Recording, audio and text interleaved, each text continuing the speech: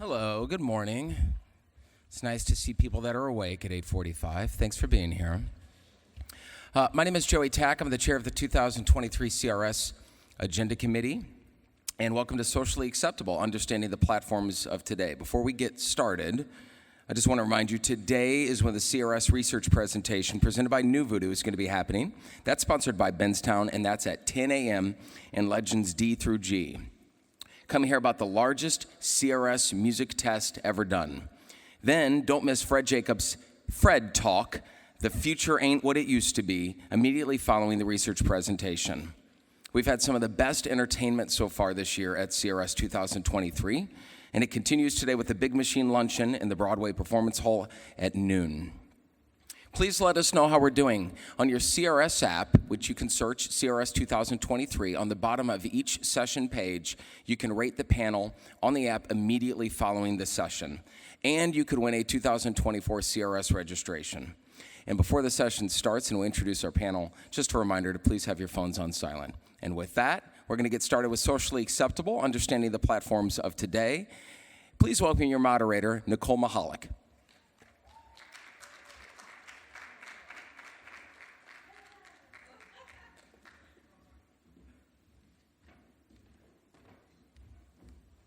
Hello, everyone. Thank you for being here and being awake. Appreciate it. My name is Nicole Mahalik. I do Afternoon Drive on 92.5 XTU in Philly. So when they told me I have 30 minutes, I was like, oh, so okay, I gotta shut my trap. I'm very excited to present to you today my incredible panel. And basically the gist of this is like how not to be lame on social media in 2023. Let's keep it real. All right, this is what we're gonna talk about. So we're gonna talk about basically how to pivot. It's gonna be really important of talking about, a lot of times people get really overwhelmed and they're like, well, Facebook was a thing and then now it's Twitter and how do I, post a dance on TikTok? And we're gonna break it down for you in a very simple way. We're gonna make you feel good about social media. These are incredible experts in the social media space, and we want you to take away with this how important social media is for radio, for records, for the industry, and not have you feel overwhelmed. So let's meet everybody. Like I said, my name's Nicole. This is Stephanie Reed, and obviously you could read everybody's incredible bios, so just download the app, check that out. This is Childen Rumer and Kelsey Charles, and as you can see, we have Live Nation, CEO of This Is It Network, and the head of marketing and program of Lucchese Boots. Kelsey also worked for the Dallas Cowboys. As a Philly fan, we're not going to talk about it, but the NFL does an awesome job with socials, so we're happy she's here. And don't forget, Q&A in the app, so submit that and all the good stuff. Also give us a good review. Oh, yeah, give us a good review. So Yelp it, be like, oh, my God, they were so good. We had so much fun with them. Is it on? Can you guys hear us? Can you hear us? Okay, perfect. All right, awesome. They can hear me in New Jersey. Okay, so we're going to kick it off with Childen. So Childen, when I first met her, probably like 7-8 years ago, she was like killing it on Facebook Live. It was blowing up, right? It was the thing. And now she's massive on TikTok. And so we're going to talk a little bit about personal brand. Obviously, there's a lot of people here who are on the air. There's also people that are important that help people that are on the air. And it's all about how to make sure you're mastering your personal brand. So talk a little bit about pivoting and how you knew it was time to go to a different platform, and just how, I think one of the great things that you also said too was like understanding to be on the space, but you don't necessarily have to master every space. Right, for sure. One, thanks for having me. Thanks for being here. You don't have to master every space. I think, like you were saying, it's a very overwhelming thing. There's a new platform that's coming out every single day, and there's this need to be on every platform doing everything. But if you have a craft, you need to spend the majority of time really honing your craft and not being on TikTok. So one of the things that I've always suggested is pay attention to where your people are, and the understanding and idea that you are not for everyone and you have to go where your people are. Our target market was on Facebook at a certain point in time. We were very nervous about TikTok, frankly, but I'm #over40 if anybody wants to check that out. But we really stuck our toes in during the pandemic, tried it, tested it. I think a lot of people don't look at their personal brand as if it was a big box store.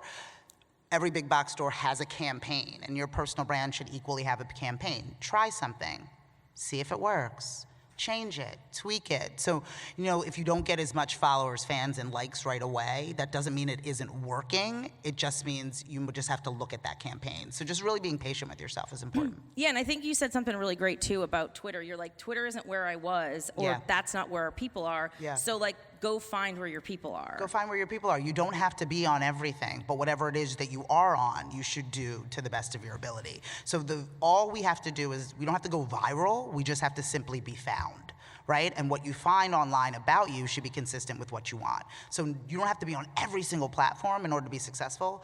On the right platforms, doing the right things, if that makes sense. Yeah, and not being sporadic, like Right. knowing who you are, and it's Settle not, in. if you like to dance on TikTok, great. Yeah, but sure. as you can, and when you start to open and follow and see what they're doing, it's pretty amazing. I know, right? I don't know where we have to go back. How do I go back to the next slide? It's okay. You're right. You're doing All a right, great job. here we go. Oh, All right. That was soft. That was soft. That was nice. Thank you. It's like, I feel like I need to be like, ah. So a lot of people who are in radio, especially sales, it's about product, it's about endorsements. And Kelsey, like I said, she worked with the Cowboys, whatever. But now she works for Lucchese Boots. Like, how perfect is that we're in Nashville? And you work specifically with Parker McCullum right now, which was awesome. We just saw him perform yesterday at the Ryman.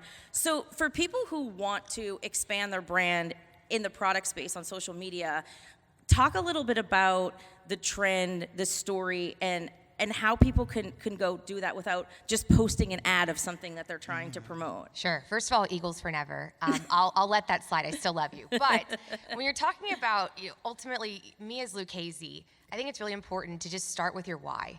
Understanding like what are you doing on the platform? Like what is your business goal? For me, I'm a product, right? So end-to-end game is to sell boots. That's literally what I'm here for.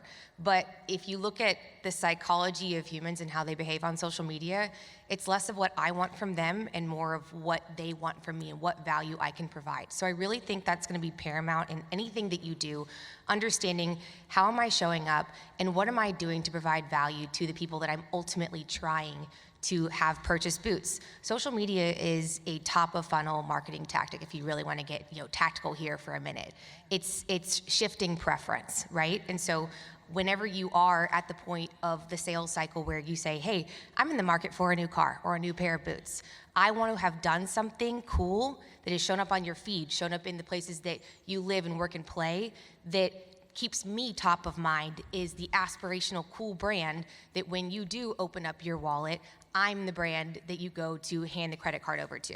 So when you're talking about, you talked about showing up at different platforms and different spaces, I think it's keeping that why top of mind, but then also studying the actual platforms and understanding how they function and how you can conform your story to that specific platform. Again, audiences are they're more intelligent now. They expect more from you in showing up. You can't just slap a logo on a piece of content and just be like, hey, that's gonna work. Like, no one likes that anymore. They're going to swipe left, keep going. They won't sit there and engage. Gone are the days where reach is important. I want engagement, I want conversion. I want to ultimately be able to get you to become a fan of my brand. So I think it's really a matter of picking the couple of platforms, paying attention to demographics of your target audience or current and the future targets, and then knowing where they live, work, and play, what audiences and what platforms they live on, and then trying to figure out how your story, your why, fits into each of those platforms. Yeah, and I think something important is if somebody has a product and they're like, well, how do I know what to post on Instagram that's going to be effective versus TikTok versus Facebook? And I think you used a really great example that maybe you can elaborate on is when you were talking about, like, you still do a lot of events with Lucchese. So that's the Facebook space, and telling a story on TikTok, Sure. and then showing a visual on Instagram. Because you just talk a little bit about that. So if people are like, well, I do have this new car endorsement, but I want to post it on all the platforms, how could I be effective on all of those without posting the same thing and being lame? Well, first of all, my number one piece of advice, and this is so basic, but I tell this to athletes, artists, brands, own your name across all platforms. Like, if a new platform comes up, own your name. Just go get it. You don't have to activate against it, but make sure you own it, right? So own the actual space, but then you determine, okay, so for us here at Lucchese, we like to use Instagram. We're product based. So looking at Instagram, that's going to be more of your rich content, a lot of details. We are really heavy in the craftsmanship space. So we want to make sure that people understand that our boots are artisan made. I mean, there's history, there's 140 years that our brand has been doing this. We are the experts, and we have the ability to show those details on a platform that is specialized in rich content like an Instagram, right? So that's kind of what we do there. With Facebook, we do a lot of events. So I'm sponsoring music festivals. I'm sponsoring, artists. I'm also having events in my actual stores, drive to retail. Again, if I can create experiences and create value for people, driving them into my stores, that's going to be key.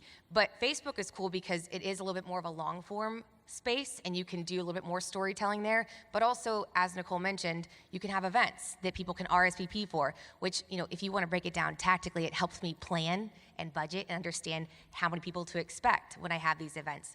But then on top of it, you can put some paid behind it, geo-target specifically to who your preferred audience is, and really get that event, get that awareness out directly to the end consumer that you're trying to target. So there's a couple different ways to use them. And then things like Twitter, Twitter's really quick hit news. I mean, Nicole mentioned I used to previously work with the Cowboys, and so Cowboys, if you're talking, obviously free agency just started, so you're gonna get your quick hit news and understand like all the signings and things that happen. We at Lucchese, we kind of do a little bit on there, but it's not as much because for us, it's more rich storytelling, details, images, all of those things. So it really is just understanding what the platforms are used for and then conforming your message to that. And I would also say one thing that Sheldon has kind of already taught me is not being afraid to try something new and fail. Like the worst case scenario, guys, you can archive it, you can delete it. Like it's okay. It's okay. Yes. Yeah, So, it's okay. And I think too, spend a little bit of time just kind of like Kelsey just said, like spend a little time like learning the platforms, right? Knowing that, Twitter is quick, it's trending, it's news. That's so different. You're not necessarily putting, it's not Vine anymore, right? Like Vine's gone. And so like just spend a little, RIP. like you're in the entertainment space. It moves really fast. I know it could be overwhelming sometimes, but spending a little time learning each platform and what it actually does is so beneficial. yeah. I mean, honestly, if you don't know how to use TikTok, I'll be honest with you guys, I'm pretty ADHD, so I try to avoid staying on TikTok because I will literally lose my entire day. But I mean, yeah, it's a thing. And so, you can either dedicate 30 minutes a day just to scrolling and understand like trends that you see. Like you could pick it up pretty quickly. You'll see like trending sounds, you'll see like, trending videos that people are all doing, right? Or, I mean, honestly, find an intern. That's what we do. Like we literally, I would be lying to you guys if I told you that the people that tactically run our social media aren't Gen Z. And that's good. That's okay. That actually probably is a really good tactic. If you have kids, even asking them, like it kind of sounds silly, but it's like, hey, like what's cool nowadays? Yeah. Like that stuff matters. And it's just different ways of understanding what is the now, what works, what doesn't work, and then get out there and try it yourself. Yeah, interning is a big thing, and it kind of went on the wayside a couple years ago, and there's a lot of decision makers that are here at CRS, so let's bring back internships, surround ourselves with young people are great, like especially in the entertainment business. It's so important to have that energy around. And really quick before we move on, because with Stephanie, we're gonna talk about like integrating artists and kind of getting new fans from the radio side, but like, Sheldon and Kelsey work a lot with products, and I think it's important to also talk about like when you're working with a brand, like what does that brand kind of want to say? Or you personally, what do you want to show? Like you use the example with like Dak Prescott and the headphones. Yep. And Sheldon, you work with brands all the time, being like, I actually really love this particular yoga mat. Yeah. Like, what does that look like on TikTok, on Instagram? Like knowing yourself and your collaborations, basically. But I think that's it. I think that our audiences are smarter, to your point, and I think that they can tell or literally smell when you do not love what it is that you're. Like, we can tell, and people aren't buying that anymore. And so a lot of brands are going after artists or personalities that are already using their product or service. So when trying to get brand collaborations on social, one of the things that we always suggest, Love that. Feedback. One of the things that we always suggest is tapping into brands that you're already using. So if you're trying to be able to utilize platforms as a tool to monetize or to be able to create collaborations, go into your cabinets, go into your closet, and see what is already in there, and then tap into those, as opposed to the trending brands and products that just they have resources or they have a budget, I'm gonna tap into them, I'm gonna ask them. Those individuals that you are already a loyal customer to would be more apt to be able to provide you with a long-term deal, and long-term deals always are more authentic than you popping on with a brand and then me never seeing you with that brand ever again. I know that that was completely based on a financial gain and not you really endorsing it. And I think that's a really good point because, I spent time previously before I was at Lucchese at Toyota, and, I'm at Lucchese now. I've always looked for people that were fans of the brand first and foremost. Obviously people want to get paid, but again, as you mentioned, audiences are smarter now, and they're less of the Vanna White, hey, let's see the things. It's actually, are you using these products in your everyday life? So a perfect example, as Nicole mentioned, is we partnered with Parker McCollum recently. And for us, we saw Parker, as you guys probably know, Lucchese is a Texas brand. They were, born and bred in Texas, originally from Italy, but 140-year-old brand. Our factory's in El Paso, our headquarters are in Dallas. And, Parker is from Texas. He's a Texas artist. He was literally already wearing our product on stage. He's a W-toe, square toe, double welt, horseman. That was his brand, right? And we loved that. And we also just respected his music and thought that he was going places. So, taking that from the first and foremost, but then a secondary strategy that we use too is, I think I mentioned earlier, knowing where your audience is and where they live and work and play now, but also thinking about your future audience, because it's really important to make sure you're stewarding and gathering the audiences of the future. So for us, not only are we trying to reach and attain our core audience, who is our customer that already exists within Lucchese, but I also want to know, how am I going to sustain my business 20 years from now? So I need to get younger. Let's make sure we're reaching out and touching the people that are going to be the purchasing power in 20 years. So that's going to be your younger audiences. Obviously, Parker is younger. So taking those two double layer strategies and being able to then tell a story of authentic two Texas people coming together, two Texas, whatever you want to call them, giants, if you will, and telling that story authentically, I think is key. And then if you want to go ahead and layer another strategy on top of that, it's what value am I providing you? I think a lot of times in our industry, we don't realize that the access and the things that we do on the day-to-day is so abnormal.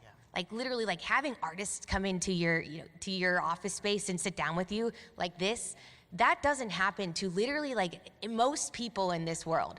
So you even just sitting there and popping on your phone for a second and taking some content is providing them access and value and also aspiration that they wouldn't have obtained otherwise. So give yourself some credit for the actual position that you already are in. So with Lucchese, tactically, that's one of the things that we like to do is say, hey, I can get you to Parker McCollum's sound check on the opening day of the Houston Rodeo with my product that is front and center there too. You literally wouldn't be able to get that anywhere else other than through me. So we have an example at the end that you'll see, but that's kind of the way that I take my strategies and then layer my tactics accordingly. And it's a perfect transition, because one of the big things when we go to Stephanie right now, we're going to talk about going where your audience is, but getting a new audience, right? So we talked about your brand, right, as an on-air personality or people who work with on-air personalities. We talked about how important it is. At the end of the day, we all need to make money in this business, right? Working with products. And now it's how do we grow, right? It is radio, it is records. Where are we going to, and how are we accessing new people? And I think that was one of the biggest things that you talked about in regards to when you have time with the artist. It used to just be oh, we're doing an on-air interview, and now it's I love it so much. I'm obsessed with when we talked about it, where you're create the moment. Yeah, I think from a radio perspective, at least, if that's probably most of the people that are in here, I think you get a certain amount of time, right? I do think that in radio specifically and with artists, it's a special situation, like you just said, that these artists actually, for the most part, are coming to you until a certain point, or you're going to get to be with them. Spend your time, figure out exactly what makes sense for your guys' brand. So depending on the platform, you might have some kind of content series that you build or a few different options that are things that you guys are leaning into in different areas. And then from there, you can take that to each artist and lean into what their brand is. So you can say to the artist, hey, you are gonna be here for 30 minutes. We wanna make sure we get the right content with you, and for us. So from an artist perspective, an artist is like, hey, if you can present to me 3 options for what it is that you're looking for me to gather, like content capture, and then I can pick which one makes the most sense for my brand, then that allows them to say, this is the one. Then when they get there, they're excited, right? They want to lean in. It's who you guys are. It's important to you. It feeds your guys' like content series or what your brand is, allowing you guys to also lean into trends, and then also allows the artist to be like, this is the one that makes the most sense for me because this is who I am as a person, and this is the best way for us to collaborate together. Stephanie's worked with the big artists. Like, think of the biggest artist who is about to go on this mega tour, but the in Arizona. Not to name so, names. Pushing your luck here. We can't do rhymes with Whiffly. But so I'm gonna literally come for you. you talked about how you remember working with artists and they were apprehensive to get on Twitter. And this is the same for radio stations or record labels or anybody who is even starting. Let's talk a little bit about like encouraging people to start the new trend, right? Okay, people are like, oh, I don't want to be on TikTok, I don't want to dance, and that's not even what it is, right? Don't Like have you to were just dance. saying, Don't there's a have to lot of dance. there's people who are like 80 They don't that want are, you to dance. yeah, I just want you to know they actually Right. don't want you to dance. It's so Manage your expectations. encouraging, I don't encouraging to take the step to be on the platform, and then we'll talk a little bit about, before we do the Q&A. I want to talk a little bit about like the new fans.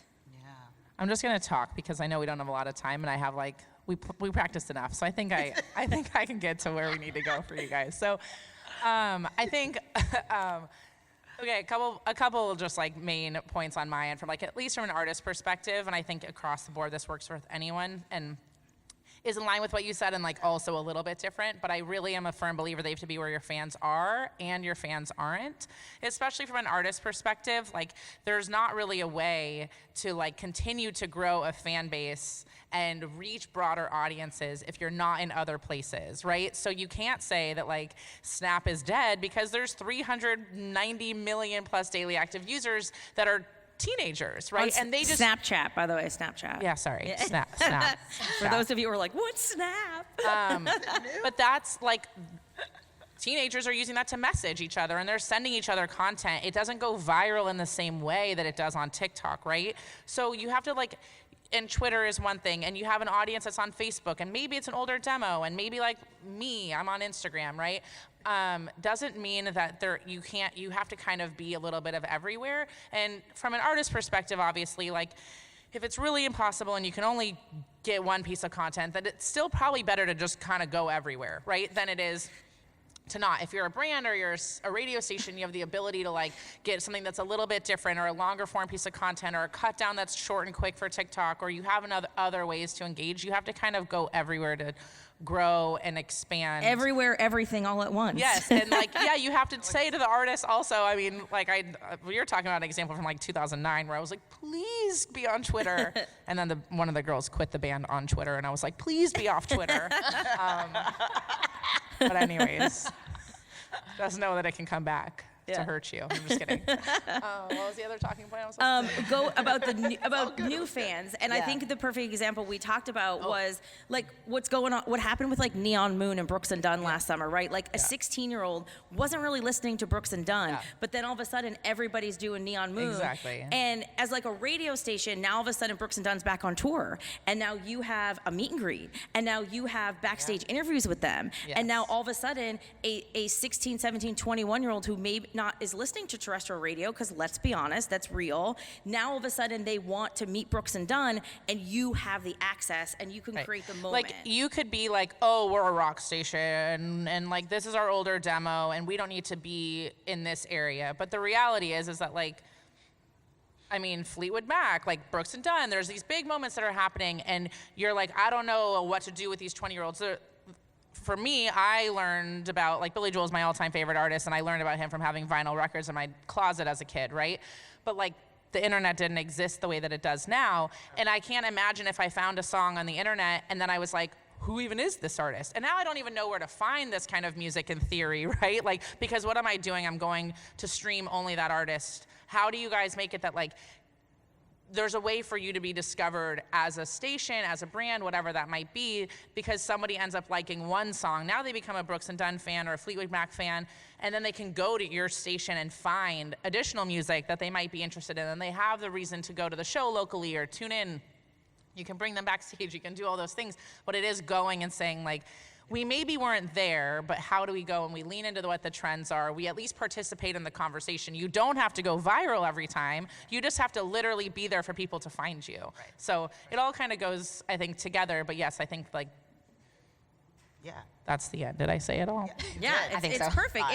It's creating the moment with the access you have to the artist and not just saying, like, you know, caller 25 or something like that. It's like you have the ability to have the access to this stuff, utilize it. Okay, so this is where I was going to show examples, but it turns out we can't click off. So the good news is in the app, in your takeaways, you could actually watch. And so if, you know, you'll basically what we talked about, and we're going to do a Q&A in 1 second, but you're going to watch, like, the difference between Lucchese's Instagram and how it's this aesthetic picture versus, you know, you want to watch the TikTok one first and then the TikTok two, and as Kelsey says, it's going to talk about how it tells a story, and let's just say it has to do with, like, unboxing the boots and then where they arrive wearing the boots. Well, I can give you guys a little color commentary that help guide you when you go into the app and look at these. The Instagram post is going to be the Parker McCollum, like I just referenced earlier, doing his sound check. And you see us front and center, like the custom boot that we made for him. Very detail-oriented shot, showing, like, how badass our boot is, right? And then bringing you into this experience that you literally would not be able to get elsewhere, which is his sound check opening day, Houston Rodeo. Super cool, right? Providing value, providing access. Woo, words are hard. And then also aspirational content is always great too. And then when you talk about the TikToks, I didn't reference it a ton, but again, like, we did a lot of things with trends. So unboxing is going to be something that you'll see a lot on TikTok. So we did some unboxing, but then also one of the things that we like to do too is showing, like, hey, the aspiration, it's fun, you know, the payoff moment of getting our product, all the detail shots and all those things. But then the secondary shot is another TikTok where it's Lucchese going with you to these super amazing aspirational places like the Eiffel Tower, or, you know, the Houston Rodeo, or backstage over here. I mean, it's showing that our really high quality, really cool product is taking you to aspirational places, and it becomes something that you think, hey, that's pretty cool. Again, keeping us top of mind whenever you do want to make a purchase. Yeah, and we're doing the Q&A, but really quick, just Sheldon's TikTok, because I want you to see hers. She took a news moment and made it. I mean, she's very about empowering women. So that's what you're going to see when you open her TikTok. I just want to let everybody know that. Warning them. Yeah. Right. No, I'm not warning them. Be like, get ready. Okay. But just really quickly on that, like, I saw, like, a lot of glazed eyes. We're talking about a lot of stuff. One of the suggestions that I make, rip off your social in the morning. Like, wake up, rip it, especially for those that are, oh my God, if you're overwhelmed, you do nothing. Some of us are in that space. So try to attack your social in the morning. I know this is a lot of, you know, individuals. We want you to be able to be found. So to encourage you and not, as we started, not to be overwhelmed, try to do it in the morning. Try to be able to get it through and let the algorithms, good or bad, work for you throughout the day. Evaluate it and then go back. So just hopefully you're taking a little bit of these strategies and looking to implement them. We know that we're in the space and we're kind of wild up here, but I just want you to think, it's okay. It's okay. And I would also say too, like, one of the things that I think is important that we didn't mention yet is building off of other people's audiences. Yes. If you guys do have an artist Share. coming in, or you're partnering with an audience, honestly, again, I mentioned it briefly, but with Parker, we're trying to acquire an audience that's younger. Yeah. So for us, it's posting content that's native and organic. It's on Lucchese, tagging him, and then, you know, he reposts it. Or And then he we shares have it. found even better success if it actually natively comes from them and directs to us. Yeah. So just think about that too, because if they have an audience that you want, the more you guys can share back and forth, you can have a better it chance is. of acquiring those audiences, which Okay, is important. sorry, Joey. We're sorry. Go ahead. Ready? Yeah, sorry, Joey. No, it's fine. Okay. It's not fine. It's not It's fine. fine. I knew 30 minutes was going to be hard. Lots of talkers up here. All right, I don't know if this is on. All right, real quick, 60 seconds, ladies. Having to post different content on platforms on all platforms is exhausting. Any tools or strategies you recommend to make it easier? 60 Interns. seconds, go. Well, I can't speak for everybody, but I think that there's a way to do a long form and then have a shorter cut down. Yeah. And you can still change over like what you're posting on Twitter. That can still be the same as kind of what you're putting on Facebook, in my personal opinion. And some version of that can probably go on your story, and your 15-second cut down can go on your Instagram story that's going to disappear in 24 hours, but it could also live on TikTok and make it short and snappy, but use the same general piece of content. Like capture a little extra and then pick out the small pieces from there. Yeah. Retweet. Yeah. Okay, that was. We did it. We did it. Was Thank that you, it? everybody. Was that it? Oh, great. Yeah, and the takeaways. Like I said, you're Nice to gonna meet wanna. You're definitely gonna wanna check out all Please. the takeaways on the app. was So awesome. thank you so much. If you have any questions, you can come up and talk to us now. Thank you so much, thank guys. you. Thank you.